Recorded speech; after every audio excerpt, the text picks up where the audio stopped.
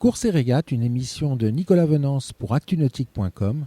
Course et régate est parrainé par le Bavaria C38, le juste équilibre entre performance, croisière et sécurité. Bonjour et bienvenue à vous dans Course et régate, un course et régate en direct du bassin Paul Vatine pour une belle histoire.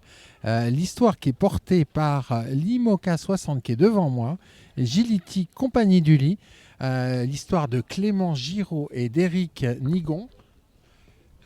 Clément, bonjour. Bonjour Nicolas. Éric, bonjour. Bonjour Nicolas. Alors l'histoire qui vous unit depuis 2 ans, c'est une histoire de ponton, c'est une histoire de marin. Et je voulais absolument que nos auditeurs se souviennent de cette histoire parce que c'est une belle histoire. C'est une histoire qui a commencé un peu de manière douloureuse pour moi. Parce qu'il y a 2 ans, dans ce même bassin, à quelques jours près, mon bateau prenait feu pour une cause accidentelle. Donc j'ai même pas pu participer à la course. Et je me suis retrouvé très rapidement donc sans bateau et sans course et mes sponsors qui ont préféré prendre le large.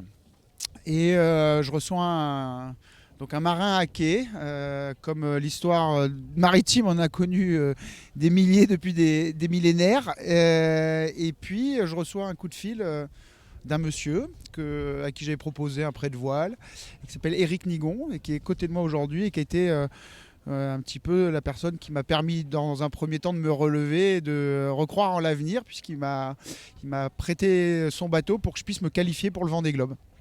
Alors, le prêt d'un bateau, c'est quand même pas quelque chose de fréquent, qui existe normalement quelque part.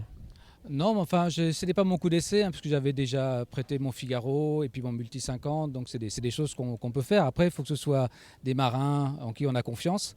Et même si on ne se connaissait pas bien avant, voilà, il a la tête qui correspond à ce qu'il y a à l'intérieur. Et donc, voilà, c'est une rencontre, c'est une histoire, c'est une rencontre. Il se trouvait qu'on avait un intérêt commun aussi à pouvoir faire naviguer le bateau sur l'année 2020.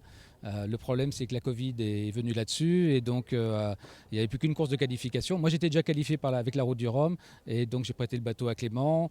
Voilà, et puis pour faire court, moi, je n'ai pas trouvé après les sponsors pour pouvoir assurer le financement du Vendée Globe et donc ça m'a paru normal que le bateau puisse naviguer avec Clément. Les valeurs que vous portez derrière votre projet, ce sont de belles valeurs. On a le plaisir depuis le début de faire partager notre métier, notre passion. C'est le projet initial. On s'est retrouvé sur ces valeurs-là avec Éric. Aujourd'hui, c'est des grandes associations comme Hetz, comme Porte-Rêve qui nous soutiennent et qu'on soutient aussi. En près d'image, les monsieur madame qui sont là aussi pour regarder le côté un peu sympa du coup.